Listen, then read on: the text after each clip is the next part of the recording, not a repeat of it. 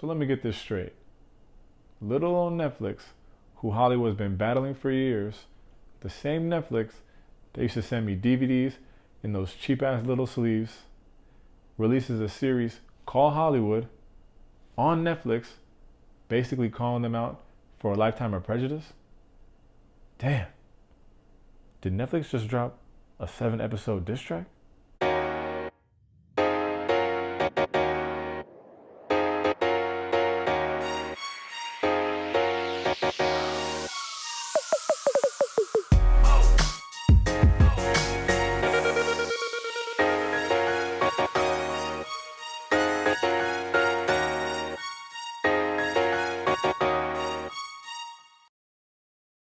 Alright, welcome to Taste Take. If you're new to the channel, first and foremost, sup. Second most, hit that subscribe button for weekly videos.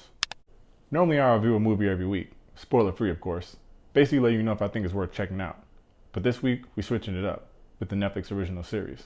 Now, I've done Netflix series reviews before, but this one's not trashy.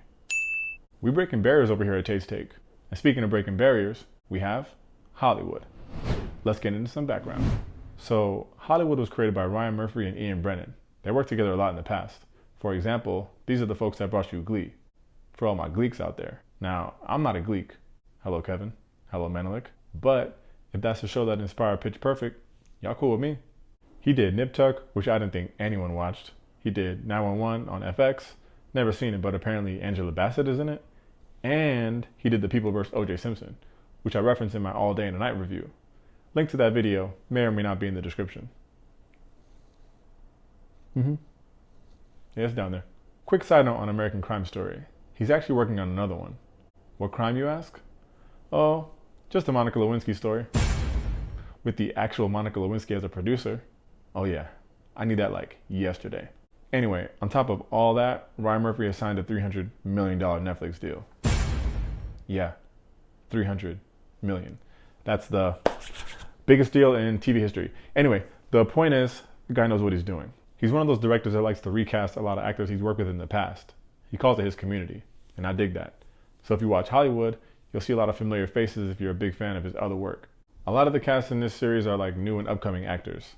First, David Corenswet. Now, I never heard of this dude, but he needs to be Superman, especially if Henry keep tripping. So, somebody do that. Like, anybody. We got Darren Criss from Glee and the Versace American Crime Story. Laura Harrier, my love, How Are Things? You may remember her from BlacKkKlansman and from Peter Parker blowing it with her in Spider-Man Homecoming. I mean, her dad was on some other shit though, but still. Jake Picking, now I gotta shout him out, because that's my guy from Patriots Day. It's one of my guilty pleasure movies. We all got him. We got Maude Apatow, who just makes me feel old, because that's the girl from Knocked Up. Where do babies come from?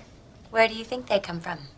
Well, I think a stork, he drops it down, and then a hole goes in your body, and there's blood everywhere coming out of your head, and then you push your belly button, and then your butt falls off, and then you hold your butt, and you have to dig, and you'll find a little baby. Yeah, let's just move on. Finally, Jeremy Pope, who was in Ain't Too Proud to Beg, That's the Temptations on Broadway, and Samara Weaving, who starred in Ready or Not. And if you've been down with Taste Take since my Instagram movie review days, you might remember that that was a sleeper pick. So go check that out when you get a chance. She's good. All right, plot time. And you already know it's sucker free and spoiler free out here, so have no fear. Hollywood the show is a take on what Hollywood the real thing would be like if things were just a little bit different. It follows the stories of some aspiring actors and filmmakers in what's called the Hollywood Golden Age. It's basically the era that took place after World War II. We won that one, right? Just joking. In war, there are no winners. But we definitely won that one. I'm just kidding. Anyway, that basically means we're dealing with the time period around the 1940s. Not exactly the best time to make it in Tinseltown if you were black, Asian, homosexual, etc., etc., etc., etc. So Hollywood, the show, essentially depicts what it would be like if it was much more progressive on gender, race, sexuality, way back then. Jeremy Pope plays the character of Archie. He's black and gay, so you already know. Anyway, he sent in a script that he wrote to this big studio and they love it, but that's because they don't know who really wrote it. The director that the studio wants to make the movie is working with Archie on the side while at the same time trying to convince the old school mindset of the studio to let the movie get made after they find out Archie's true identity. The majority of the other main characters in the series are all vying to get roles in the movie, and have a lot more complicated connections than that. And that's why I say no spoilers, because you have to watch the series to find out, after all these obstacles, do they even make this movie?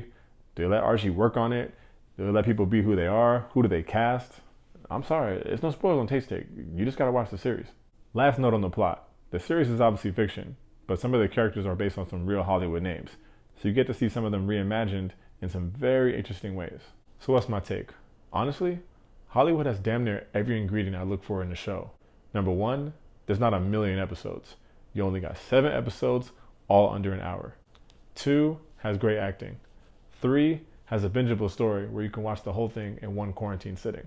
And I guess 4, it just has a great look to it. Like costumes, set design, the shit just looks good, especially in that Dolby Vision, Ultra HD. You heard? Get there. So let's break a couple of these down, starting with the acting. Some of these performances were damn near legendary. I'm going to start with Jim Parsons. I don't watch The Big Bang Theory, but I would bet that his character is nothing like this. In Hollywood, the show, he transforms into this super creepy, super duper sleazy Harvey Weinstein type. Basically, he plays a big time agent that forces his clients to, well, and I don't want to get too graphic here, but suck dick for representation. Yikes. That's fucked up, bro. Anyway, he kills the role. He's for sure getting nominated for something. Second shout out goes out to my boy Jeremy Pope, who plays Archie the screenwriter. Damn, that kid did his thing. Talk about freaking charisma. Sheesh. Just take it easy, bruh. Back to the story, it's just such a unique take on what Hollywood would have looked like if some of the big studio heads were willing to take a chance on some of the talent that was super underrepresented. Like I said, this show takes place in the 40s. Back then, black people were only getting roles as slaves and maids. The first African American female to win an Oscar was Hattie McDaniel. That was back in 1939. She played Mammy in Gone with the Wind, and she won for her supporting role. What's even crazier is that she wasn't even allowed in the hotel where the awards are taking place.